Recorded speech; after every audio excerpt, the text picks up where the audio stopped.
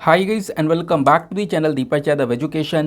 Welcome to the Daily Hindu News and Editorial Analysis of 23rd of April 2023. तो guys आज है तारीख 23 अप्रैल 2023 और है संडे। देखेंगे आज के द हिंदू कंप्लीट न्यूज़पेपर को एनालाइज करेंगे। बट लेक्चर में आगे बढ़ने से पहले अगर आप लोगों को इस लेक्चर का पीडीएफ चाहिए तो क्या करना है, सबसे पहले डाउनलोड करना है टेलीग्राम, देन उसके बाद जाके सर्च बॉक्स में टाइप करना Deepak Yadav education UPSC. As you can see guys आप लोगों को ये वाला चैनल मिल जाएगा, इस पर क्लिक करना और जाकर इस चैनल को ज्वाइन कर लेना। ज्वाइन करने से फ़ायदा क्या होगा, यहाँ पर डेली बेसिस पर लेक्चर का पीडीएफ मिल जाता है, डेली करंट अफेयर के वीडियो का पीडीएफ मिल जाता है और डेली बेसिस पर बहुत सारे डिजिटल नोट्स मिल जाते हैं। नाउ बढ़ते हैं आगे बढ़ने से पहले हमेशा की तरह हम लोग अपने लेक्चर को एक मैप के क्वेश्चन के साथ स्टार्ट करेंगे। तो आज आप सभी लोगों को मैप में जाकर देखना है मैरीन नेशनल पार्क को कहाँ पर है ये एग्जैक्टली लोकेटेड, इसको अच्छे से मैप में देखना। देन उसके बाद आकर नीचे कमेंट सेक्शन में टाइप करना, जिससे कि आप लोग इसको लंबे समय तक याद रख पाओगे। साथ ही साथ एक क्वेश्चन सॉल्व करेंगे जो कि यूपीएससी प्रीवियस ईयर साल 2021 के प्रीलिम्स में पूछा गया था। डेली बेसिस पर हम लोग यहाँ पर एक प्रीवियस ईयर क्वेश्चन को भी सॉल्व करते हैं। क्वेश्चन क्या बोलता है, विद रेफरेंस टू इंडिया जो टर्म है हल्बी हो कुई, ये किस चीज़ से रिलेटेड है ये आपको बताना है। ऑप्शन ए बोलता है क्या ये नॉर्थ वेस्ट इंडिया के डांस फॉर्म्स हैं, ऑप्शन बी बोलता है क्या ये म्यूज़िक इंस्ट्रूमेंट्स हैं, ऑप्शन सी बोलता है क्या ये प्री हिस्टोरिक केव पेंटिंग्स हैं, या फिर ये ट्राइबल लैंग्वेज हैं। तो इसका सही आंसर आप सभी को नीचे कमेंट सेक्शन में देना है। एटलीस्ट सभी को इसमें पार्टिसिपेट करना है, जैसे मैं आप लोगों से डेली बेसिस पर बोलता हूँ। बाय द वे इसका जो करेक्ट आंसर है वो मैंने आपको टेलीग्राम पर प्रोवाइड करवा दिया है, वहाँ से भी आप इसको चेकआउट कर सकते हो। और अगर वहाँ पर आंसर नहीं मिलता है तो भी कोई परेशान होने की ज़रूरत नहीं है, वीडियो के लास्ट में इसके करेक्ट आंसर का डिस्कशन हम लोग करेंगे।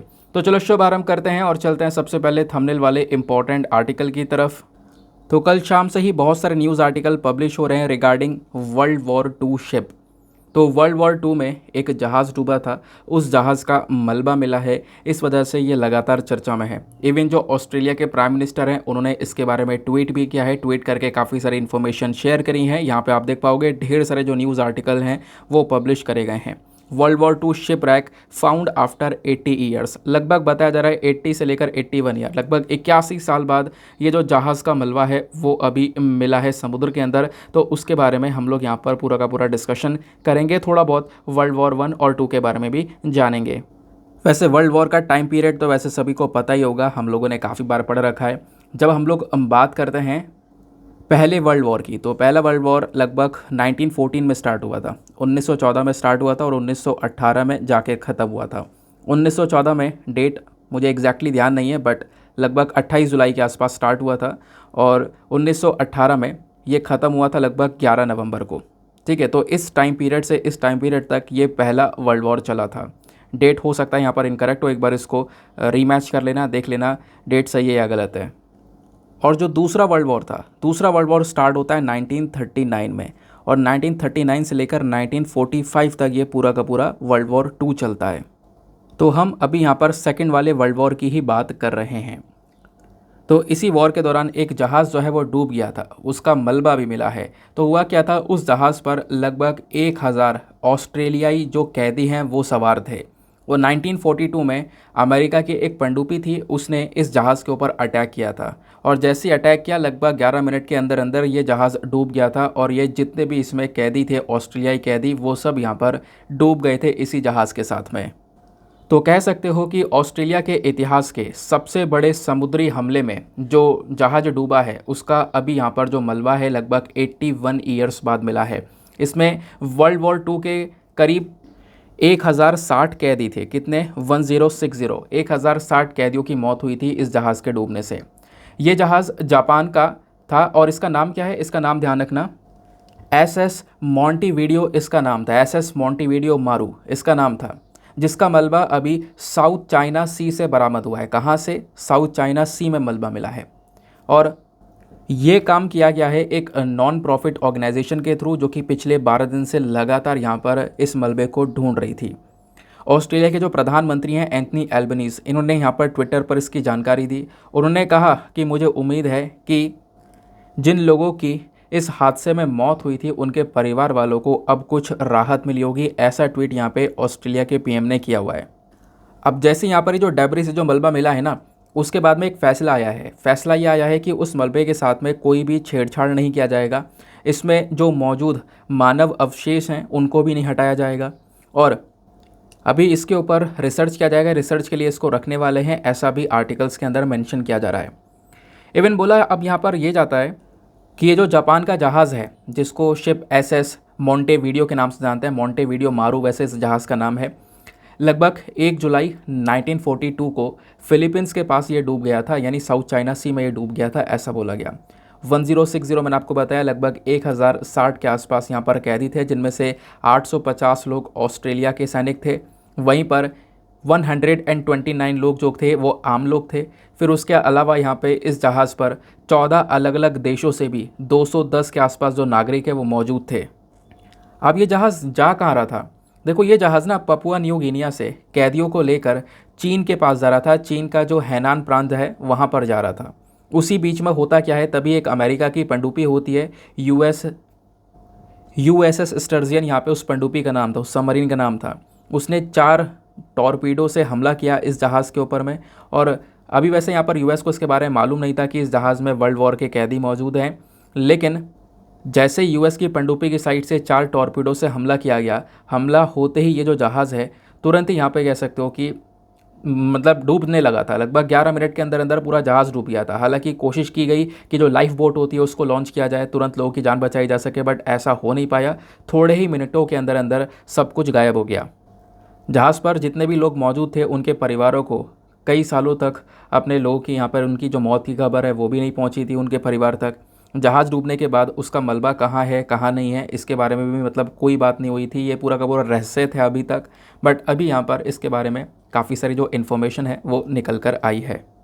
साथ ही साथ में थोड़ी बहुत बातें जानते हैं वर्ल्ड वॉर 2 के बारे में। वैसे आपने यहाँ पर वर्ल्ड हिस्ट्री में इसके बारे में पढ़ा ही होगा।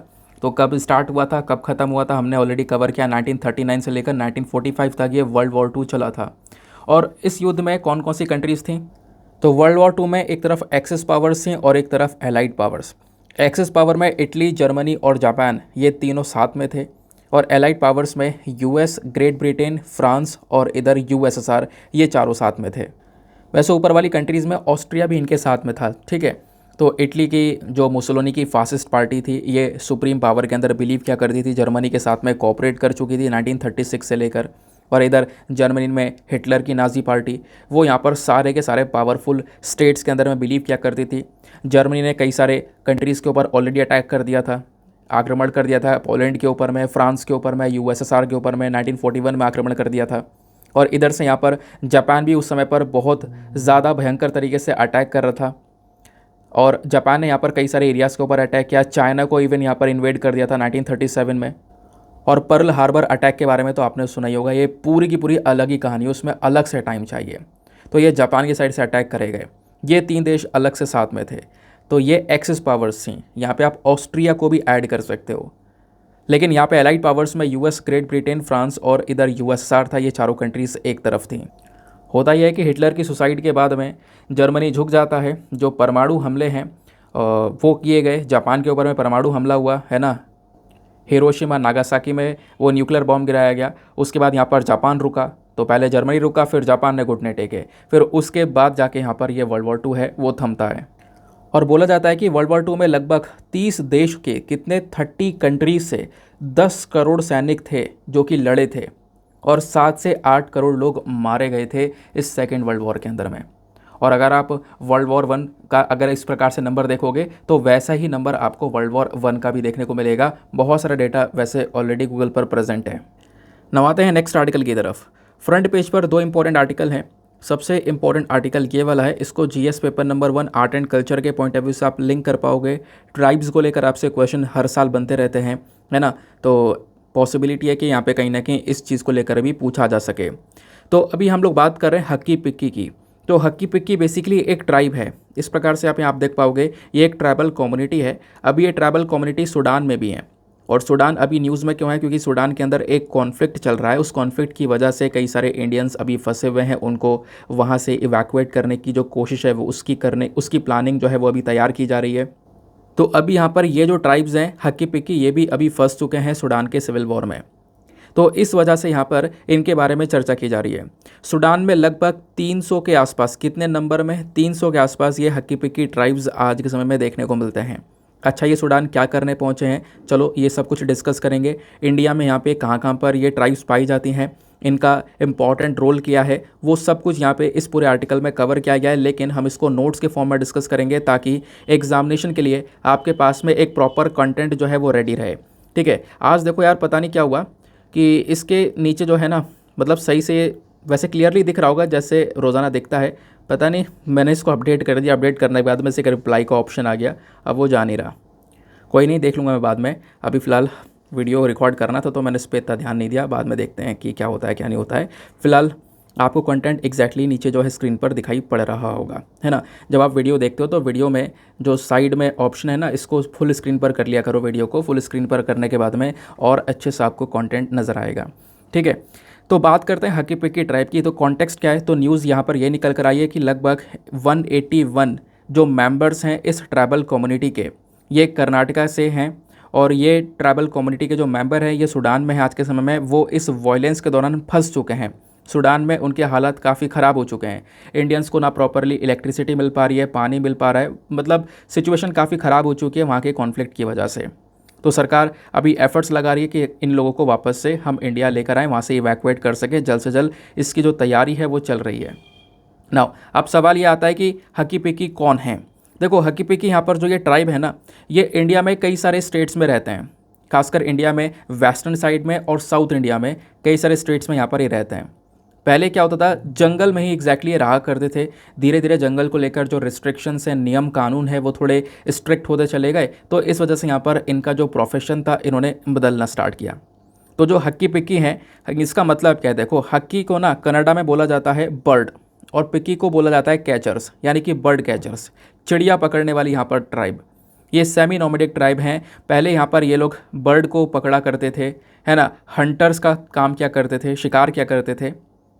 अब क्या हुआ, जो प्रोफेशन है वो काफ़ी बदल चुका है, लेकिन मैंने भी आपको बस इतना बताया नाम कैसे पड़ा ये। अब बात आती है पॉपुलेशन की। तो 2011 की जो जनगणना हुई थी, 2011 के सेंसस के अकॉर्डिंग हक्की पिक्की की जो पॉपुलेशन है वो कर्नाटका में लगभग 11,892 के आसपास थी, 11,892 के आसपास।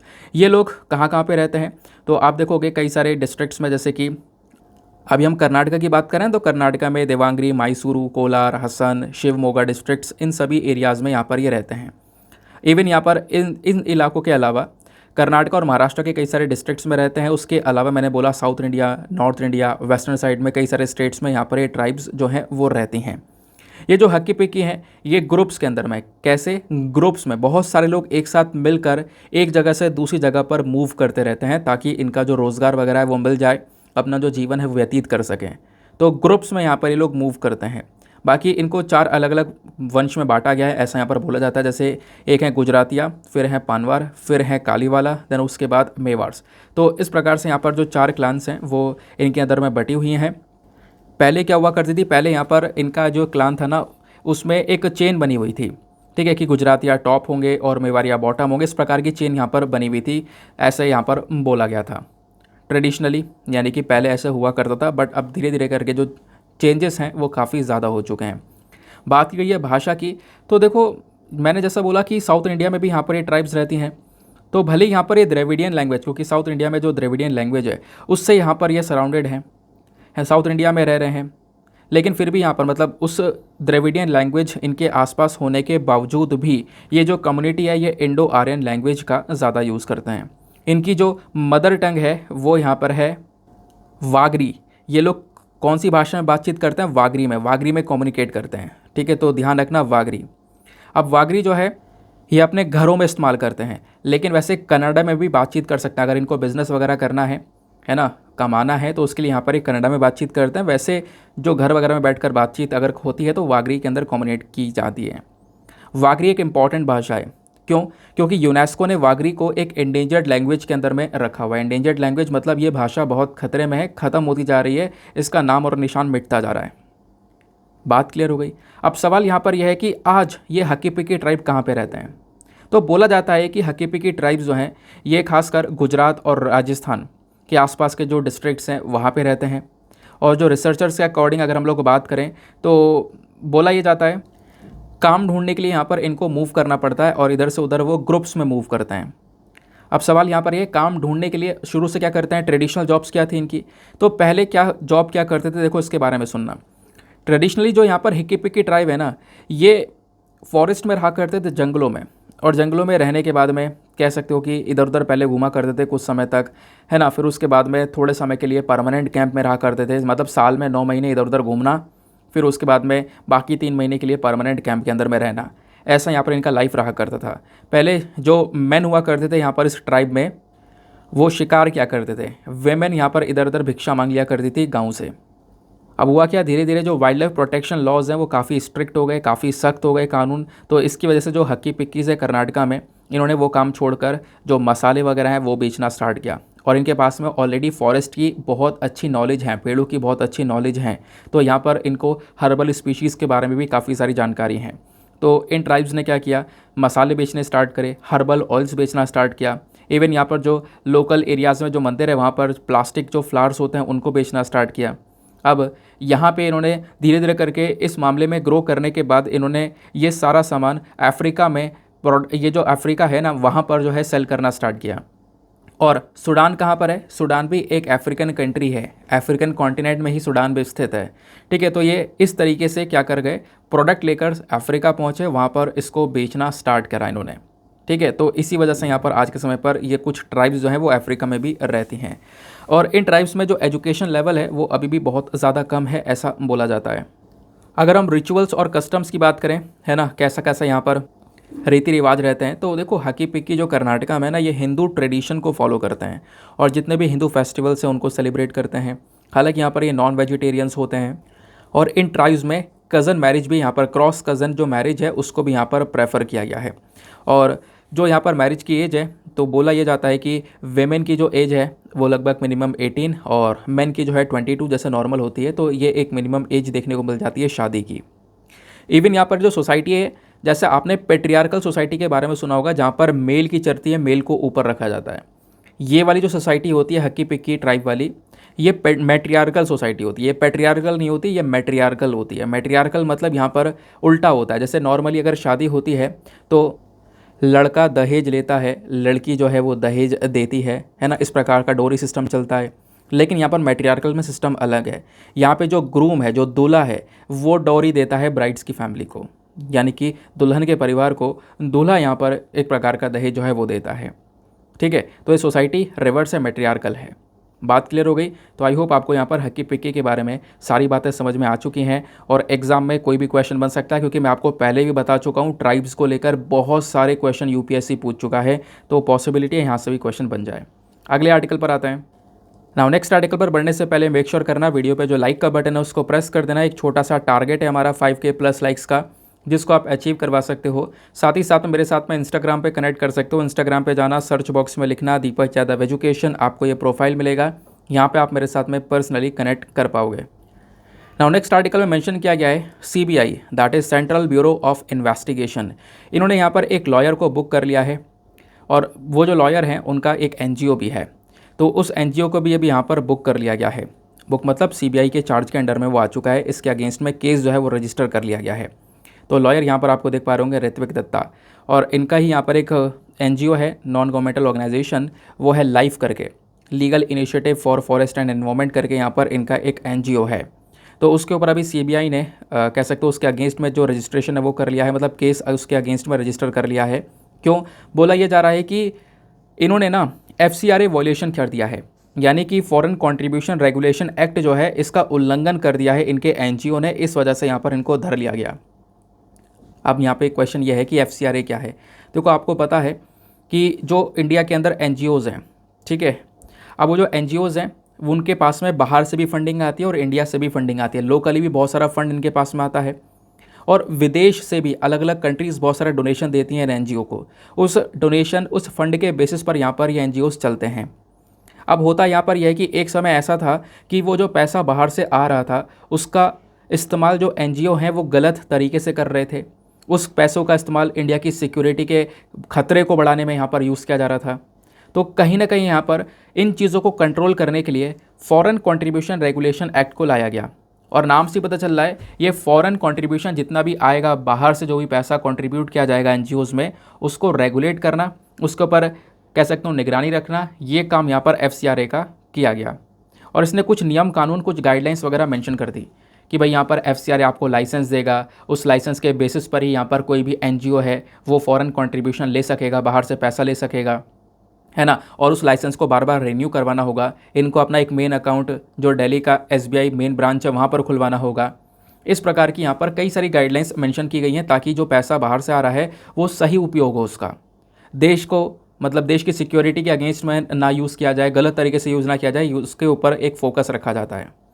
तो अभी यहाँ पर जो FIR वगैरह दर्ज की गई है ना, तो इसमें यहाँ पर यह बोला गया है कि इनका NGO ने बहुत सारे वॉयलेशन करे हैं। FCRA का वॉयलेशन क्या है, इस नियम कानून का। अब वो वॉयलेशन क्या है इसको समझते हैं।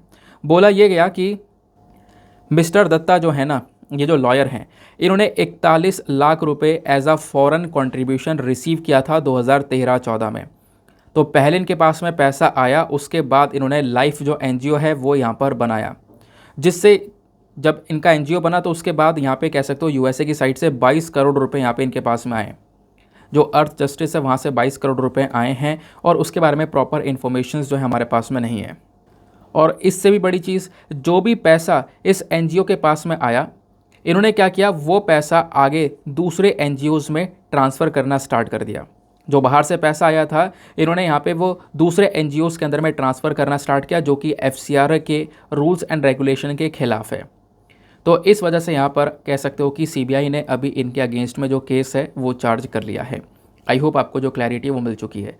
यहाँ पर जो एग्ज़ाम के लिए पढ़ने वाली चीज़ है वो केवल FCRA है, तो थोड़ा बहुत यहाँ पर आप FCRA के बारे में ध्यान में रख सकते हो कि फॉरेन कंट्रीब्यूशन रेगुलेशन एक्ट क्या है ना। इसके अंदर में कई बार चेंजेस भी करे गए हैं। जैसे यहाँ पर आप देख पाओगे मिनिस्ट्री ऑफ होम अफेयर्स के अंडर में इस पूरे के पूरे फॉरेन कंट्रीब्यूशन रेगुलेशन चीज़ों को मैनेज किया जाता है, तो मिनिस्ट्री ऑफ होम अफेयर्स के अंडर में यह आता है, ठीक है। और इसकी ज़रूरत क्या, मैंने आपको बता दिया। एक समय था जब इसका जो पैसा आ रहा था NGO में, है ना, बाहर से जो पैसा आ रहा था उस पैसे का यूज़ नक्सलवादियों को ट्रेन करने के लिए किया जा रहा था, इंडिया की सिक्योरिटी इंटीग्रिटी के खिलाफ किया जा रहा था। तो इस वजह से यहाँ पर कह सकते हो ये मामले जो है अभी थोड़े बहुत मैनेज करे गए हैं इस FCRA के माध्यम से।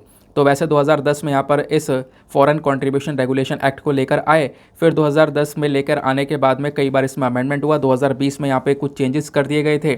चेंजेस जैसे मैंने आपको बताया कि अभी यहाँ पर इनको एक मेन अकाउंट खुलवाना पड़ता है SBI के अंदर में, जैसे दिल्ली के अंदर में एक मेन ब्रांच है SBI की, वहाँ पर अकाउंट खुलवाएंगे ये, है ना। वहाँ पे खुलवाने के बाद में इनके ऊपर जो सख्ती है या फिर जो रेगुलेशंस है वो और ज़्यादा सख्त कर दिए गए हैं, ऐसा आप कह सकते हो, ठीक है। तो बाकी यहाँ पे आपको एक बात और ध्यान रखनी है, बिल्कुल लास्ट पॉइंट है, एग्ज़ाम के लिए बहुत इंपॉर्टेंट है कि जो ये FCRA है, ये कानून जो है इसको कौन इम्प्लीमेंट करता है, तो हमारा गृह मंत्रालय यानी मिनिस्ट्री ऑफ होम अफेयर्स यहाँ पर इसको रेगुलेट करने का काम करता है।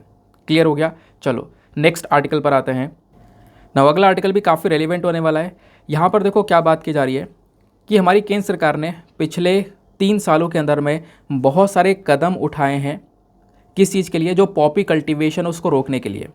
इवन बोला यह जा रहा है कि 89,000, कितना ध्यान रखना क्या बोल रहा हूँ मैं, 89,000 जो फुटबॉल फील्ड्स होती हैं जहाँ पे फुटबॉल खेली जाती है, इतने फुटबॉल फील्ड्स बराबर खेतों में ये पॉपी कल्टीवेशन किया गया है, कैनबिस का कल्टीवेशन किया गया है, बट सरकार ने वो सब डिस्ट्रॉय कर दिया है, वो सब ख़त्म कर दिया है। कहोगे क्यों ख़त्म कर दिया, कल्टीवेशन ख़त्म कर दिया। देखो ये जो पॉपी कल्टीवेशन है, इसका मतलब है जो पॉपी ये आपको दिख रहा है ना, इससे अफीम बनाया जाता है, अफीम जो कि एक जहरीला पदार्थ है। तो अफीम का प्रोडक्शन हो रहा है इलीगल तरीके से। तो इलीगल तरीके से जहाँ जहाँ पर प्रोडक्शन हुआ है, जहाँ जहाँ पर इसकी खेती की जा रही थी, उन सबको यहाँ पर गवर्नमेंट ने बर्बाद कर दिया है। पिछले 3 सालों में सब डिस्ट्रॉय कर दिया है। उसके बारे में ये डेटा दिया गया। इवन यहाँ पर देखो सरकार का एक प्लान है। क्या प्लान है कि 2047 तक हम इंडिया को ड्रग फ्री बनाएंगे। ये हमने अपना एक मिशन रख रखा है। अब ड्रग फ्री बनाने के लिए ऑब्वियस सी बात है, ये अफीम जैसी चीज़ों को, है ना, और इन भांग जैसी चीज़ों को हमें रोकना पड़ेगा। उसके लिए जो है ये सरकार कदम उठा रही है। इवन जो हमारा NCB है, that is narcotics control bureau, जो कि नशीले पदार्थ को रोकने का काम करता है, इस NCB के अकॉर्डिंग बोला जा रहा है कि पिछले 3 सालों में लगभग 35,592 यानी कि 35,592 जो एकड़ ज़मीन है जिस पे पॉपी कल्टीवेशन किया जा रहा था, वो ख़त्म कर दिया गया है। वो पॉपी कल्टीवेशन सब बर्बाद कर दिया गया है। इसी प्रकार से जैसा आप यहाँ पर पिक्चर में देख पा रहे होंगे, ये झारखंड की पुलिस है। झारखंड की पुलिस क्या कर रही है, इस खेती को, ये जो अफीम का कल्टीवेशन किया जा रहा है ना, इसको बर्बाद करती हुई नज़र आ रही है। ठीक है, तो ऐसे यहाँ पर बोला जा रहा है कि लगभग 82 एकड़ में कैनबिस का कल्टीवेशन हुआ, उसको भी यहाँ पर पूरी तरह से हम लोगों ने डिस्ट्रॉय कर दिया है। क्योंकि अफीम और भांग जैसी चीज़ें क्या करेंगी, नशा बढ़ाने में यहाँ पे मदद कर सकती हैं, यूथ को और ज़्यादा नशे में डाल सकती हैं। और पहली चीज़ ये एडिक्टिव है, यानी इंसान को लत लग सकती है इन सब चीज़ों की। तो कहीं ना कहीं इन्हीं चीज़ों को कंट्रोल करने के लिए काफ़ी सारी जो स्टेट्स हैं उनकी जो पुलिस है वो सब एक्टिव हुई और उन्होंने अपने एरियाज़ में जहाँ जहाँ पर ये कल्टीवेशन था, जहाँ जहाँ पर ये अवैध तरीके का कल्टीवेशन पाया गया है, उन सबको बर्बाद कर दिया है। अगर वो सरकार के अंडर में कल्टीवेट हो रहा है, रूल्स एंड रेगुलेशंस के अंडर में सारा काम किया जा रहा है, तब तो सही है, क्योंकि इसका यूज़ मेडिसिनल पर्पज़ यानी दवाइयों के लिए भी किया जाता है। बट अभी इलीगल तरीके से यहाँ पर इसका उत्पादन किया जाएगा तो ऑब्वियस सी बात है, इसकी ट्रैफिकिंग भी होगी, पूरे देश में ये घूमेगा भी, तो कहीं ना कहीं यहाँ पर इससे बहुत सारी प्रॉब्लम्स बढ़ जाएंगी। तो टारगेट हमारा है इंडिया को ड्रग फ्री इंडिया बनाना, उसके लिए कदम उठाया गया है। इवन जो यहाँ पर कई सारे राज्यों की जो पुलिस हैं, कौन कौन से राज्यों की, अरुणाचल प्रदेश, असम, मणिपुर, झारखंड, मध्य प्रदेश, हिमाचल प्रदेश, जम्मू कश्मीर, गुजरात, महाराष्ट्र, ओडिशा, त्रिपुरा, तेलंगाना, ये सारे स्टेट्स जो आपको यहाँ पर दिख रहे हैं ना, यहाँ सभी जगह पर ये पॉपी का कल्टीवेशन बढ़ा करता था, लेकिन पुलिस वालों ने पिछले 3 सालों में वो पॉपी का कल्टीवेशन ख़त्म कर दिया है और वो ख़त्म करवाया गया है। इवन मणिपुर की जब बात आती है तो मणिपुर इस मामले में सबसे टॉप पर है। मणिपुर के जो चीफ मिनिस्टर हैं एन बीरेन सिंह, इन्होंने द हिंदू को बताया भी है कि 20 मार्च 2022 से लेकर 20 अप्रैल तक, यानी इस साल के 20 अप्रैल तक, यानी कह सकते हो पिछले 1 साल में इस बार 4000 से भी ज़्यादा एकड़ ज़मीन पे पॉपी कल्टीवेशन हुआ था मणिपुर के अंदर में, और उन सबको ख़त्म किया गया है, इस अफीम के कल्टीवेशन को डिस्ट्रॉय कर दिया गया है। तो मणिपुर के अंदर में सबसे ज़्यादा डिस्ट्रक्शन देखने को मिला है पिछले 3 सालों में, क्योंकि अवैध तरीके से वहाँ पे सबसे ज़्यादा ये ग्रो भी किया गया है। अब फार्मर्स ने जब ग्रो किया तो उसके बदले में देखो, अब बर्बाद किया तो ऑब्वियस सी बात है फार्मर्स को सपोर्ट करना था। तो अलग अलग गांव में फार्मर्स को कैश रिवॉर्ड दिया गया, फार्मर्स को 10-10 लाख रुपए दिए गए हैं कि आप अपने आप से खुद ख़त्म कर दो इस वाली खेती को, जो भी आपने अफीम का प्रोडक्शन किया है इसको ख़त्म कर दो। तो फार्मर्स को पैसा दिया गया खुद, और 10 लाख रुपए तक का उनको रिवॉर्ड देने के बारे में चर्चा की गई, और काफ़ी सारे फार्मर्स ने खुद से ही यहाँ पर ये जो कल्टीवेशन इसको डिस्ट्रॉय किया है। अब उसके बाद में ड्रोन्स वगैरह का यूज़ किया जा रहा है, प्लस यहाँ पे सैटेलाइट का यूज़ किया जा रहा है, ताकि हम एनालाइज कर सकें कि देश में कहाँ कहाँ पर अवैध तरीके से इस प्रकार का कल्टीवेशन हो रहा है, ताकि इसको डिस्ट्रॉय किया जा सके। क्योंकि इसका कल्टीवेशन केवल गवर्नमेंट के अंदर रूल्स एंड रेगुलेशंस को यूज़ करके किया जा सकता है, अदरवाइज़ ऐसे फालतू में नहीं किया जा सकता, क्योंकि ये सारा काम ड्रग्स का काम करता है, एक नशे का काम करेगा। ठीक है, आई होप आपको ये क्लैरिटी मिल चुकी होगी। इवन रिसेंटली एक मीटिंग जहाँ पे हुई थी, वहाँ पे हमारे जो होम मिनिस्टर अमित शाह जी, इन्होंने ये बोला कि सभी राज्यों के पास में एक फोर्स होनी चाहिए, जैसे अलग अलग फोर्सेस है ना, वैसे ही एक फोर्स बना दी जाए, ANTF। ANTF का नाम होगा full form anti narcotics task force. इसको बनाया ही इसलिए जाएगा जो कि पूरी तरह से एक पर्टिकुलर स्टेट में नारकोटिक्स के ऊपर में, जो ये नशीले पदार्थ हैं उनके ऊपर में ध्यान रखेगी।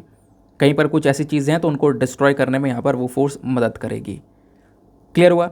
नाउ ये तो हो गया हमारा पूरा का पूरा आर्टिकल। अब इस आर्टिकल के बेसिस पर कई सारे स्टैटिक पॉइंट्स हैं जो एग्जामिनेशन में आपसे पूछे जा सकते हैं, और मैं आपको बता दूं यूपीएससी एल्कानॉइड्स को लेकर पहले भी एक प्रश्न पूछ चुका है, यानी इसी पॉपी को लेकर एक ये पहले भी प्रश्न पूछा जा चुका है। तो इसके बारे में अच्छे से पढ़ लेना। मुझे ईयर याद नहीं आ रहा है, मैं ईयर भी टेलीग्राम पर डाल दूंगा, वहाँ से आप इसको चेक कर लेना। ठीक है, फिलहाल अभी हम स्टैटिक डेटा कवर करेंगे, तो उसको बहुत अच्छे से स्क्रीन पर नीचे देखो और समझते हुए चलो। जब बात करते हैं हम लोग पॉपी की या ओपियम कल्टीवेशन की, यानी कि अफीम की, तो पॉपी का साइंटिफिक नेम है पेपेवर सोमनीफेरम, ये इसका साइंटिफिक नेम है। ये एक मेडिसिनल हर्ब है, यानी एक ऐसी जड़ी बूटी का भी काम करती है कि अगर हम किसी मरीज को दें, काफ़ी सारी बीमारियां ऐसी होती है उस बीमारी को ठीक करने का काम कर सकती है, लेकिन बहुत मिनिमम क्वांटिटी के अंदर में और थोड़े समय के लिए। एक होता है इसका नशा लग जाना, तो काफ़ी से लोगों को उसका नशा भी लग जाता है। तो एक मेडिसिनल हर्ब है जो कि क्या करता है, ये मेडिसिनल हर्ब अलग अलग प्रकार की एल्कालॉइड्स की वैरायटीज़ को प्रोड्यूस करने का काम करता है, जैसे मॉर्फिन प्रोड्यूस करने का, कोडीन प्रोड्यूस करने का। ये मॉर्फिन और कोडीन का यूज़ कहाँ पे होता है? दवाइयों में, ऐसी दवाइयों में यूज़ होता है जो दर्द से राहत दिलाती हैं, पेन रिलीवर में। जो मॉडर्न मेडिसिन आजकल की, उसमें इसका यूज़ किया जाता है। ये जो ओपियम है इसका यूज़ किया जा रहा है ट्रीटमेंट्स के अंदर में, खासकर यहाँ पे कोई मान लो कोई पैलेटिव केयर है, मतलब कोई टर्मिनल कैंसर का पेशेंट है ना, उसके लिए, या एक्सीडेंट से रिलेटेड कोई किसी को ट्रॉमा हो गया है या काफ़ी दर्द है, तो उन सब चीज़ों से छुटकारा देने के लिए ये जो दवाई है उसका यूज़ किया जाता है, जिसमें इस प्रकार का जो पॉपी है इसका यूज़ किया जाता है। अब बोला ये गया है कि national United nation single convention और नारकोटिक ड्रग, ये जो पूरा का पूरा कन्वेंशन है, जो पूरा एग्रीमेंट था 1961 का, इसके अंडर भारत लगभग कह सकते हो दुनिया में उन 12 कंट्रीज़ में था जिसने इस पॉपी कल्टीवेशन को अपने देश में ग्रो करने के लिए अलाउ किया कि हम ग्रो कर सकते हैं, लेकिन केवल और केवल मेडिसिनल यूज़ के लिए, केवल और केवल दवाइयों के पर्पज़ से भारत में ग्रो किया जा सकता है। तो इंडिया एक लौता कंट्री देखने को मिलेगा जो कि आज के समय में ओपियम में से गम जो है वो एक्सट्रैक्ट करता है, गम निकालता है। यानी कि जो उसमें वर्कर्स होते हैं ना, उनको बहुत स्किल्स की ज़रूरत है। वो क्या करते हैं, वो यहाँ पर इसके पौधे में से, पेड़ में से जो लेटेक्स है उसको निकालते हैं। उस लेटेक्स से मॉर्फिन वगैरह प्रेजेंट होता है, उस मॉर्फिन का दवाइयों में यहाँ पर यूज़ किया जाता है। क्लियर। अब देखो बहुत सारे देश हैं जो कि ये काम कर रहे हैं आज के समय में, जैसे ऑस्ट्रेलिया, फ्रांस, चाइना, टर्की, ये सब लीगल तरीके से ओपियम ग्रो करते हैं। यहाँ पर वैध है सब कुछ करना, लीगल है, आप खूब ग्रो करो ओपियम, ठीक है। तो ये यहाँ पे लीगल है, बट इंडिया के अंदर यहाँ पर ये इलीगल है, ध्यान में रखना है। इंडिया में जितना काम किया जाता है वो सारा का सारा, जैसे अगर इस पूरे पौधे का एक्सट्रैक्शन करना है, इसमें से कुछ निकालना है, तो वो सारा काम department of revenue, ministry of finance के अंडर में किया जाता है। और आज के समय में उत्तर प्रदेश, राजस्थान, मध्य प्रदेश, ये 3 राज्य ऐसे हैं जहाँ पर कह सकते हो ओपियम जो है ग्रो किया जाता है और लीगली, कानूनी तौर पर ग्रो किया जाता है। लेकिन किस लिए? केवल और केवल दवाइयों के पर्पज़ पर। और कौन ग्रो कर सकता है? जिसके पास में लाइसेंस होगा। एक लाइसेंस दिया जाता है सेंट्रल ब्यूरो ऑफ नारकोटिक्स के थ्रू, उसके बाद में यहाँ पर इसको ग्रो किया जा सकता है। अदरवाइज़ अगर ये आपने प्रोसीजर फॉलो नहीं किया है तो वो इलीगल कल्टीवेशन कहलाएगा। क्लियर हो गया। अब बात आती है कि इंडिया में ओपियम प्रोडक्शन कितना हो रहा है, उसका स्टेटस क्या है। इंडिया आज के समय में ऐसा नहीं है कि नई तरीके से यहाँ पर इसका कल्टीवेशन कर रहा है या नया नया इसको उगाया जा रहा है, ऐसा कुछ भी नहीं है। ये जो पॉपीज़ हैं, ये जो अफीम है, ये लगभग 15वीं सेंचुरी से लगातार उगाई जा रही है भारत में। जो ब्रिटिश ईस्ट इंडिया कंपनी थी ना, इन्होंने एक मोनोपोली तक अपने हाथ में ले ली थी। जब मुगल एम्पायर, पूरा मुगल एम्पायर का डिक्लाइन हुआ, मुगल एम्पायर ख़त्म हुआ, तो कह सकते हो ब्रिटिश ईस्ट इंडिया कंपनी के इनके हाथ में सारी चीज़ें आई और पूरा का पूरा ट्रेड, यहाँ पर ये ओपियम का जो ट्रेड है ना, ये सब गवर्नमेंट के कंट्रोल में लेकर आ गए थे 1873 तक। तो सब कुछ यहाँ पे ब्रिटिशर्स के हाथ में आ चुका था। लेकिन फिर बाद में देश आज़ाद हुआ। देश के आज़ाद होने के बाद में क्या होता है, जो कल्टीवेशन था है ना, इस ओपियम का जितना भी यहाँ पर इसका प्रोडक्शन था, जो भी व्यापार था, वो सब भारत सरकार के अंडर में आया। और भारत सरकार ने कई सारे एक्ट बनाए, मतलब एक्ट वो पहले से, कुछ एक्ट पहले से थे, कुछ एक्ट बाद में बनाए गए। तो अभी यहाँ पर जितनी भी एक्टिविटी है ना ओपियम को लेकर, जितने भी यहाँ पर नशीले पदार्थ है उसको लेकर जितनी भी एक्टिविटी है, उसको कैसे कंट्रोल किया जाता है। एक है ओपियम एक्ट 1857, दूसरा है ओपियम एक्ट 1878, तीसरा है द डेंजरस ड्रग्स एक्ट 1930। इसी के तहत सब कुछ कंट्रोल किया जाता है। और आज के समय में हमारे पास में एक और बॉडी है, वो है narcotics, drug and psychotropic substances act. इसके नियम और कानून अलग हैं, इसके प्रोविजंस अलग देखने को मिलते हैं, जिनका मेन काम है देश भर में इन नशीलों पदार्थ का कंजम्पशन को बिल्कुल कम करना। क्लियर हुआ। अब इंडिया में ना इसी ओपियम का, इसी अफीम का प्रोसेसिंग वगैरह भी की जाती है, लेकिन उसके ऊपर बहुत सारे स्ट्रिक्ट रेगुलेशंस हैं, है ना। अब इसको बहुत स्ट्रिक्टली किया जाता है, देश में इसको पूरी तरह से रेगुलेट किया गया है। हमारी केंद्र सरकार ने, कह सकते हो 3 राज्यों में है, मध्य प्रदेश, उत्तर प्रदेश, राजस्थान, यहाँ के 22 डिस्ट्रिक्ट्स हैं जहाँ पर इसको लीगली, कानूनी तौर पर थोड़ा बहुत ग्रो किया जाता है। अदरवाइज इसको कोई फालतू में ग्रो या एक्सट्रैक्ट नहीं कर सकता। यहाँ पे सरकार एक लाइसेंस भी देती है कि हर साल यहाँ पर एक लाइसेंस मिलता है और उस लाइसेंस के तहत पर इतना प्रोडक्शन किया जाएगा। एक मिनिमम क्वालिफाइंग यील्ड होती है कि हाँ भाई इतना होना चाहिए, इतना कल्टीवेशन होना चाहिए। मैक्सिमम एरिया बता दिया जाता है कि इतने एरिया में किया जाएगा। प्लस यहाँ पे जिसको काम दिया जाता है, अगर यहाँ पर उसकी फसल बर्बाद हो जाती है किसी कारण, तो उसको यहाँ पर मतलब कोई नेचुरल कॉज की वजह से या बारिश ज़्यादा पड़ने की वजह से, फ्लड आने की वजह से उसकी फसल अगर बर्बाद हो जाती है तो उसको मुआवजा भी दिया जाता है, थोड़ा बेनिफिट भी पहुँचाए जाते हैं, ठीक है। लेकिन इलिसिट कल्टीवेशन, जो अवैध तरीके से काम है, ये पूरी तरह से बैन है। और सरकार इसके लिए सैटेलाइट इमेजेस का भी यूज़ करती है। जो सैटेलाइट है उसका यूज़ किया जाता है ताकि हम चेक कर सकें कि कहाँ कहाँ पर अवैध तरीके से इसका कल्टीवेशन किया जा रहा है। ये पूरा प्रोसेस मतलब ये है सरकार के अंडर में, सरकार यहाँ पर उसको पूरी तरह से ओन कर रही है। क्लियर हो गया। अब सवाल यहाँ पर यह है कि इन ओपियम का यूज़ कहाँ पे होता है। तो वैसे तो हम समझ ही चुके हैं इनका कहाँ पे यूज़ होता है। जैसे किसी को दर्द है तो पेन मैनेजमेंट में यूज़ किया जाता है, कैंसर पेशेंट्स के लिए यूज़ होता है, पेन किलर्स के तौर पर यूज़ होता है। इवन इसके अंदर में जो कोडीन है ना, ओपियम प्रोडक्ट से कोडीन जो मिलता है, वो कफ को कम करने के लिए यूज़ किया जाता है। तो ये इसके यहाँ पर कुछ बेनिफिट्स भी हैं मेडिसिनल पर्पस, बट इसके कुछ नेगेटिव इफेक्ट्स भी देखने को मिलेंगे, क्योंकि कई बार यहाँ पर ना इसका गलत तरीके से इसको स्मोकिंग के अंदर में, ड्रिंकिंग के अंदर में, इवन यहाँ पर गोली के तौर पर भी खाया जाता है, एज मतलब नशीली चीज़ों के तौर पर भी खाया जाता है, लोग नशा करने लगते हैं इन चीज़ों से। क्लियर हुआ। अब उसके बाद में बात आती है एल्कलॉइड्स की। तो एल्कलॉइड्स की वैरायटीज़ यहाँ से मिलती हैं, इस ओपियम से मिलती हैं।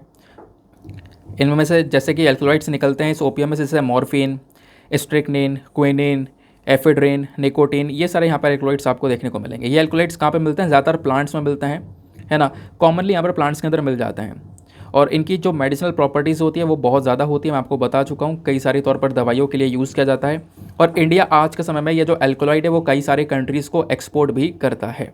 ये था पूरा का पूरा स्टेटस इंडिया का। आई होप आपको क्लैरिटी मिली है। एक अच्छा आर्टिकल था, बहुत समय बाद कुछ इस प्रकार का टॉपिक आया है, तो एग्ज़ाम में पूछने के चांसेस भी बढ़ जाते हैं। आगे आते हैं। नौ अगला आर्टिकल आता है ये वाला। अगले आर्टिकल में बात की गई है optimistic space policy lays out plans to privatise sector. अब ये क्या है? देखो, रिसेंटली ना इंडियन स्पेस पॉलिसी को लेकर आया गया, इंडियन स्पेस पॉलिसी 2023। अब हो क्या रहा है कि हम लोग चाहते हैं विदेशों की तरह अपना स्पेस सेक्टर को एक्सपैंड करना। जो हमारा स्पेस सेक्टर है, अब हमारे स्पेस में काम करने के लिए या स्पेस में कोई मिशन लॉन्च करना है, तो उसके लिए एक ही बॉडी काम कर रही है भारत में, वो है ISRO, Indian space research organisation. लेकिन हम चाहते हैं कि अपने मिशंस को और ज़्यादा तेज़ी से बढ़ाएं, एक्सपैंड करें, अपने स्पेस सेक्टर को ग्रो करें।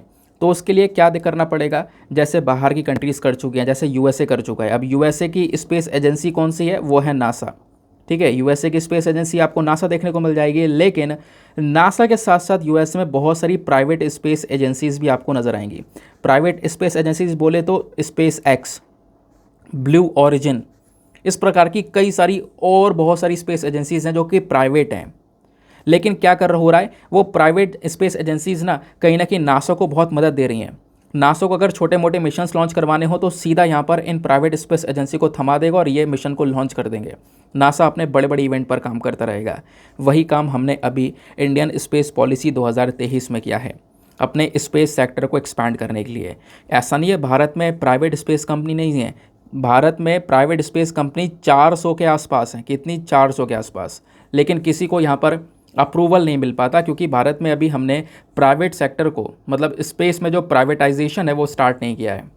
तो हमारा फोकस यही है कि हम लोग यहाँ पे क्या कर सकें, इस सेक्टर को थोड़ा प्राइवेटाइज कर सकें, प्राइवेट सेक्टर को भी हम अपने साथ में लेकर आएँ और इसरो के साथ में वो जाके काम करें। ठीक है, तो अभी क्या हुआ उसी के बारे में डिस्कशन किया गया है, उसी के बारे में जो प्लानिंग्स है वो यहाँ पर समझाई गई हैं। तो क्या क्या बोला जा रहा है कि अभी यहाँ पर ना हमने ना स्पेस सेक्टर को, ऐसा नहीं है पहली बार ओपन किया है प्राइवेट प्लेयर्स के लिए, हमने 3 साल पहले ओपन कर दिया था। अब हमारी जो यूनियन कैबिनेट ऑन सिक्योरिटी है, इन्होंने रिसेंटली इंडियन स्पेस पॉलिसी 2023 को अप्रूवल दिया। कैबिनेट ने अप्रूवल दिया इसको कि हाँ यार अब ये काम किया जाएगा। अब ये जो पॉलिसी है इसका मेन काम क्या है कि प्राइवेट सेक्टर्स को भी अप्रूवल दे के हम अपने साथ में लेकर आएँ और साथ में मिलकर काम करें। क्लियर हो गया? इसके लिए यहाँ पे क्या किया गया था, इन स्पेस को बनाया गया था। इन स्पेस का नाम आपने सुना होगा, यह है Indian national space promotion authorisation centre. ये 2020 में बनाया गया था। ये क्या करेगा, ये एक सिंगल विंडो देने का काम करेगा। मतलब अगर मान लो प्राइवेट सेक्टर कोई आ रहा है जो कि साथ में काम करेगा, उसको अप्रूवल लेना होगा तो अलग अलग जगह भागना पड़ेगा, सालों लग जाएंगे उसको अप्रूवल लेने में। वो सारा काम उसको सालों में करने की ज़रूरत नहीं है, सारे अप्रूवल एक ही जगह पर मिल जाएंगे। इन स्पेस के तहत एक ही जगह पर सारे काम हो जाएंगे तुरंत। यहाँ पे उस प्राइवेट सेक्टर को आगे हम स्पेस सेक्टर में बढ़ावा दे सकते हैं। आज के समय में कई सारी प्राइवेट कंपनीज़ है, जैसे प्राइवेट कंपनी में स्काई रूट एरोस्पेस, वो ऑलरेडी यहाँ पर अपना एक ऑर्बिटल फ्लाइट को कंडक्ट कर रहा है अपने सॉलिड फ्यूल के साथ में। तो ऐसी कई सारी और कंपनीज जिसमें हुनर बहुत ज़्यादा है, उनको भी आगे लेकर आने की ज़रूरत है। ठीक है, तो उनको आगे लेकर आने के लिए इंडियन स्पेस पॉलिसी 2023 को लेकर आया गया। इंडियन स्पेस पॉलिसी 2023 इसरो और साथ ही साथ में NSIL यानी कि न्यू स्पेस इंडिया लिमिटेड और प्राइवेट सेक्टर कंपनीज़ को साथ में लेकर आएगा। इनके लिए रूल्स एंड रेगुलेशंस जो है रखने का काम करेगा। मेन मकसद यही है कि हम अपने डिपार्टमेंट ऑफ स्पेस के जो काम है उसको बढ़ा सकें, इसरो की एक्टिविटीज़ को बूस्ट कर सकें, इसरो के मिशंस को बूस्ट कर सकें, रिसर्च को बढ़ा सकें, अपने प्राइवेट सेक्टर में स्टार्टअप्स इंडस्ट्रीज़ को बढ़ा सकें। यह हमारा मेन मकसद है इस पॉलिसी के अंदर में।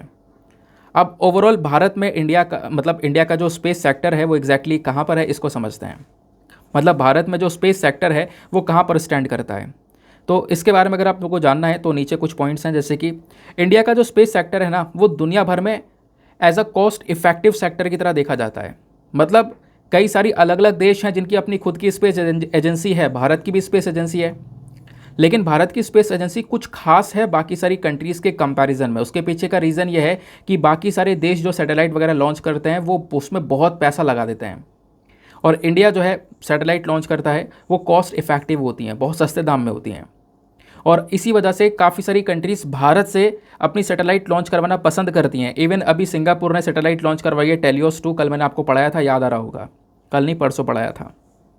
तो इंडिया आज के समय पर बाहर अलग अलग देशों की सैटेलाइट लेता है लॉन्च करने के लिए, और सबसे बड़ी बात यह है कि उसको बहुत आराम से सक्सेसफुली हम लोग लॉन्च कर देते हैं सस्ते दाम में। और हर कोई को यही काम चाहिए, सस्ते दाम में क्वालिटी वाला काम हो जाए। वो कैपेबिलिटी केवल इसरो के पास में है, और इसी वजह से इसरो जो है अभी दुनिया में 6th लार्जेस्ट स्पेस एजेंसी बन चुका है। कहोगे क्या बात है, 30 नंबर पर ही तो है, लेकिन आप ना एक बार इसरो का इतिहास पढ़ो। एक समय इसरो का ऐसा था कि वहाँ के जो साइंटिस्ट हैं उन्होंने रॉकेट कैसे लॉन्च किया था पता है? पेड़ से बांध के। पहला जो रॉकेट लेकर गए थे वो साइकिल पे रख के लेके गए थे, पेड़ से बांध के यहाँ पे लॉन्च किया गया था। तो वहाँ से कहाँ इसरो आ चुका है, एक बार आप रीड करोगे ना। मैंने जब पढ़ा था, अभी मुझे काफ़ी चीज़ें याद आ रही हैं, काफ़ी चीज़ें याद नहीं आ रही हैं। मैंने पिछले साल इसके बारे में बहुत डिटेल से स्टोरी पढ़ी थी पूरी की पूरी, तो गूज़बम्स क्रिएट हो गए थे। तो कहाँ से कहाँ यहाँ पर इसरो आज के समय पर 6th लार्जेस्ट स्पेस एजेंसी बन चुका है दुनिया में। वाकई में जो जर्नी है ना वो इनक्रेडिबल है। और इसके साथ साथ यहाँ पर 400 के आसपास प्राइवेट स्पेस कंपनीज आपको देखने को मिल जाती हैं भारत में, और इन प्राइवेट स्पेस कंपनीज़ के साथ साथ इंडिया जो है ना प्राइवेट स्पेस कंपनी के मामले में 5वें नंबर पर आता है दुनिया में। इसरो 6ठे नंबर पर लार्जेस्ट स्पेस एजेंसी है, और जब बात करते हैं प्राइवेट स्पेस कंपनीज़ की तो भारत की रैंक 5वें नंबर पर आती है दुनिया भर में। अब इंडिया के स्पेस सेक्टर को ग्रो करने के लिए, इसमें विकास करने के लिए बहुत सारे जो डेवलपमेंट्स है वो रिसेंटली करे गए हैं। जैसे डिफेंस स्पेस एजेंसी जो बॉडी है इसको बनाया गया है ना। फिर उसके बाद में कह सकते हो कि प्राइम मिनिस्टर ने डिफेंस स्पेस मिशन जो डिफेंस एक्सपो है उसमें यहाँ पे लॉन्च किया था। जो डिफेंस एक्सपो हुआ था ना 2022 का गांधीनगर में, वहाँ पर डिफेंस स्पेस मिशन को लॉन्च किया गया। उसके बाद में सैटेलाइट मैन्युफैक्चरिंग कैपेबिलिटीज़ को हमने बढ़ाया। इंडिया की जो सैटेलाइट को बनाने की अपॉर्चुनिटी है वो और भी बढ़ेगी आगे 2025 तक। यहाँ पे कह सकते हो $3.2 बिलियन तक हम इसको बढ़ा सकते हैं, इस अपॉर्चुनिटीज़ को। बहुत ज़्यादा पैसा हम लोग इन्वेस्ट करेंगे अपने इसरो के अंदर में। संवाद प्रोग्राम को स्टार्ट किया गया। फिर उसके बाद में कह सकते हो कि ये तो सारे के सारे फ़ायदे थे, इनिशिएटिव्स थे, लेकिन जो हमारा स्पेस सेक्टर है ना वो कुछ चुनौतियों को भी फेस कर रहा है। सबसे पहली चुनौती क्या है कि स्पेस सेक्टर में कोई नियम कानून नहीं है, यानी कि रेगुलेशंस की बहुत कमी है, और इसकी वजह से इसका कमर्शलाइजेशन बढ़ता जा रहा है। लोग पैसा कमाने पे लगे पड़े हैं। और हो ये रहा है, जैसे आपने स्टारलिंक का नाम सुना होगा, जो इलॉन मस्क की कंपनी है ना स्पेस एक्स, उन्होंने स्टारलिंक सैटेलाइट, कई सारी सैटेलाइट जो है स्पेस में लॉन्च करती हैं। ये स्टारलिंक सैटेलाइट क्या करती हैं, इंटरनेट देने का काम करती हैं, डायरेक्ट इंटरनेट सर्विस प्रोवाइड करवाती हैं। और अब बहुत सारा पैसा स्टारलिंक लेने लगा है, और ऐसे ही इनिशिएटिव और भी कंपनीज अब आ रही हैं धीरे धीरे करके। वो यहाँ पर अपनी सैटेलाइट लॉन्च कर रही हैं और इस पूरे सेक्टर को कमर्शलाइज कर रही हैं। बहुत सारा पैसा यहाँ पे कमाया जा रहा है, स्पेस टूरिज्म से पैसा कमाया जा रहा है। आपने पता होगा ब्लू ओरिजिन ने जो है रिसेंटली टेस्ट भी किया था कि अगर आपको अंतरिक्ष घूम कर आना है ना तो आप करोड़ रुपए दो इन्हें, ये आपको अंतरिक्षी सैर करा कर आएंगे। तो ऐसी 2-3 कंपनी आ चुकी हैं, स्पेस एक्स भी है, ब्लू ओरिजिन भी है। तो ऐसी कंपनीज यहाँ पर आ चुकी हैं, और इन्होंने कहीं ना कहीं पूरा मार्केट कैप्चर कर रखा है, क्योंकि कोई कानून है नहीं तो कहीं ना कहीं मोनोपोली बनती हुई नजर आ रही है। और आने वाले समय पर भी यही अपने आप को इसी लेवल में आगे स्टैंड करके रखेंगे। और प्रॉब्लम यही नहीं है केवल, प्रॉब्लम एक ये भी है कि जिस तेज़ी से हम मिशंस को लॉन्च कर रहे हैं, सैटेलाइट्स को लॉन्च करते जा रहे हैं, आए दिन यहाँ पर नया नया काम हो रहा है, नए नए मिशंस बन रहे हैं, उससे अंतरिक्ष में कोई असर नहीं पड़ेगा। असर पड़ेगा बिल्कुल, स्पेस डेब्रिस बढ़ता जा रहा है। स्पेस के अंदर, अंतरिक्ष के अंदर में जो कचरा है वो बहुत तेज़ी से इंक्रीज़ होता जा रहा है, ठीक है। और ये कहीं ना कहीं डिज़ास्ट्रस भी हो सकता है। बहुत सारे इफ़ेक्ट्स बताए जाते हैं कि उस इफ़ेक्ट की वजह से सारी सैटेलाइट तबाह भी हो सकती हैं। उसके बाद में एक और जो चिंता वाली बात है वो है चाइना। अगर आप दूसरे देशों से कंपेयर करोगे चाइना को, तो चाइना बहुत आगे है। चाइना की स्पेस इंडस्ट्री लगातार तेज़ी से ग्रो कर रही है। चाइना ने सक्सेसफुली अपना खुद का नेविगेशन सिस्टम बेडू करके वो भी लॉन्च कर दिया है।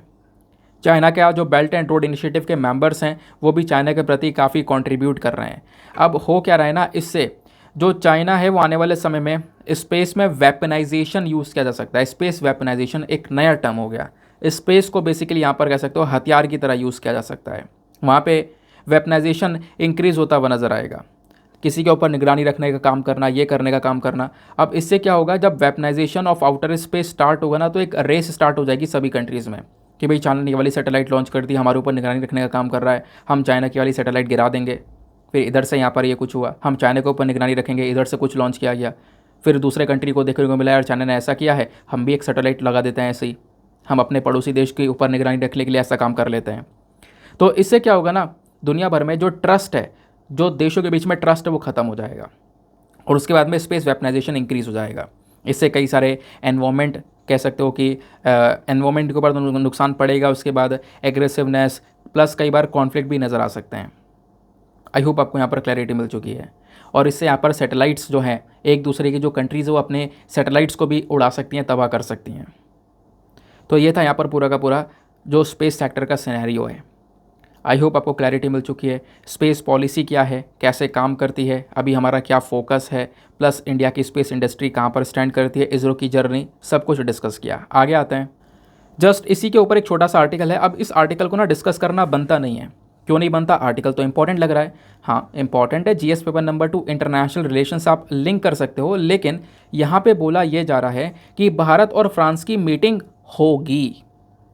हुआ क्या है कि फ्रांस ने ना जुलाई में पीएम मोदी को इनवाइट किया है कि पीएम मोदी जुलाई में फ्रांस में जाएं, ठीक है, क्योंकि फ्रांस का 14 जुलाई को नेशनल डे परेड है। तो उस नेशनल डे परेड में यहाँ पर as a chief guest PM Modi को इनवाइट किया है फ्रांस ने। अब देखेंगे जाएंगे या नहीं जाएंगे, बट अगर जाते हैं तो कई सारे टॉपिक्स के ऊपर डिस्कशन किया जाएगा। जो रशिया यूक्रेन का वॉर है उसको लेकर चर्चा की जाएगी, कुछ वेपन्स हमें परचेज़ करना है, राफाल जेट परचेज़ करना है, उसके ऊपर डिस्कशन किया जाएगा, एनवायरमेंट को लेकर डिस्कशन किया जाएगा। तो ये डिस्कशन होगा। मैं आपको पहले ही बोल चुका हूँ कि अगर कोई ऐसा आर्टिकल है कि हाँ ये बातचीत होगी आगे, तो उस आर्टिकल को पहले छोड़ दिया करो। अभी कुछ नहीं पता, अभी यहाँ पर पीएम मोदी की साइड से कंफर्म भी नहीं है जाएंगे या नहीं जाएंगे, कोई कंफर्मेशन नहीं आया है। हाँ इतना अनाउंसमेंट हो चुका है कि हाँ फ्रांस ने इन्वाइट किया है। तो आगे अगर कुछ होगा तब पढ़ना, अदरवाइज़ यहाँ पे आज टाइम वेस्ट करने की ऐसे आर्टिकल्स में ज़रूरत नहीं है। अगले आर्टिकल पर आते हैं। नेक्स्ट आर्टिकल में मेंशन किया गया है पुष्करलू फेस्टिवल के बारे में।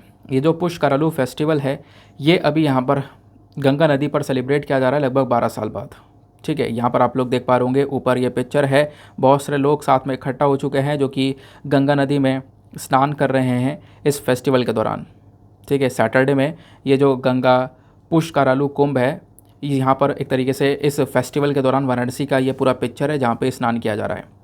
तो ये 12 दिन का पूरा फेस्टिवल है जो कि तेलुगुज़ के थ्रू सेलिब्रेट किया जाता है। वाराणसी में स्टार्ट हुआ था, फिर उसके बाद में आज के समय में बहुत सारे लोग जो है इसको सेलिब्रेट कर रहे हैं। और अभी यहाँ पर क्या है ना, हम लोग फोकस कर रहे हैं कि काफ़ी सारे लोग, जैसे यूपी गवर्नमेंट एक्सपेक्ट कर रही है कि 1 लाख से ज़्यादा जो लोग हैं वो यूपी में विज़िट करेंगे इस इवेंट के लिए, इस पूरे इवेंट के लिए यहाँ पर विज़िट करने वाले हैं, है ना। तो यूपी इस प्रकार की एक्सपेक्टेशन रख रहा है। ये जो फेस्टिवल है, इस फेस्टिवल के दौरान जो भी पिलग्रिम्स होते हैं, है ना, वो सब क्या करते हैं, गंगा माता की पूजा करते हैं, अपने पूर्वजों की पूजा करते हैं। और ये पूरा का पूरा इवेंट अब की बार ऑर्गेनाइज़ किया है वाराणसी के अंदर में, और 12 साल बाद यहाँ पर ये पूरा इवेंट और अभी वाराणसी में रखा गया है, तो इस वजह से यहाँ पर इम्पॉर्टेंट है। और ध्यान रखना कि यहाँ पर ना ये एक दूसरा इवेंट देखने को मिल रहा है काशी तमिल संगमम के बाद। अभी रिसेंटली काशी तमिल संगमम देखा था जहाँ पे तमिलनाडु से कई सारे लोग आए थे, काशी विश्वनाथ टेम्पल घूमे थे, है ना, काशी पूरा उन्होंने घुमाया, उन्होंने काफ़ी कुछ सीखा अपना वहाँ के कल्चर से, अपना कल्चर के बारे में काफ़ी कुछ शेयर किया। तो ऐसा एक संगमम देखने को मिला था। तो उसी प्रकार का ये दूसरा इवेंट होने वाला है जहाँ पे बहुत सारे जो साउथ इंडियंस है वो फिर से विज़िट करेंगे, कई सारे लोग यहाँ पर विज़िट करेंगे वाराणसी में इस पूरे इवेंट के दौरान, ठीक है। तो वो यहाँ पर बोला गया है, इस फेस्टिवल के बारे में ध्यान रखना ना। दोस्तों ये सब आर्टिकल ख़त्म हो गए। अब एक आखिरी आर्टिकल है। अब ये आखिरी आर्टिकल मैं आपके साथ में डिस्कस नहीं करूँगा। क्यों नहीं करूँगा? क्योंकि मैंने परसों ही आपको ये आर्टिकल पढ़ाया है। परसों मैंने आपको समझाया था ना, PSLV GSLV polar satellite launch vehicle क्या होते हैं, जियो सिंक्रोनस सैटेलाइट लॉन्च व्हीकल क्या होते हैं, दोनों के बीच में क्या डिफरेंस होता है, कैसे काम करते हैं। तो अभी इसरो ने ना PSLV C55 को लॉन्च कर दिया। मैंने आपको बताया था अभी सिंगापुर के 2 सैटेलाइट को लॉन्च किया गया है। एक का नाम है टेलियोस 2 और दूसरे सैटेलाइट का नाम है लोमेलाइट 4। अब जो ये सैटेलाइट हैं ये सिंगापुर की काफ़ी मदद करेंगी। जो ये टेलियोस 2 है ना, ये करेगा सिंगापुर को वेदर का इन्फॉर्मेशन देगा, चाहे दिन हो चाहे रात हो, उसको प्रॉपर वेदर की इन्फॉर्मेशन यहाँ पर शेयर करेगा। तो सिंगापुर हमसे सैटेलाइट लॉन्च करवा रहा है। तो ये सैटेलाइट लॉन्च की गई है PSLV C55 के माध्यम से। PSLV क्या है? इस रॉकेट का नाम है जिससे यहाँ पर ये सैटेलाइट को लॉन्च किया गया है और इसने सक्सेसफुली इन सैटेलाइट को ऑर्बिट में ले जाकर लॉन्च कर दिया है। और ये PSLV का 57वां मिशन था, ध्यान रखना 57वीं फ्लाइट थी, यानी 57वीं बार हम लोगों ने इस प्रकार का जो PSLV है वो उड़ाया है सैटेलाइट्स को लॉन्च करने के लिए।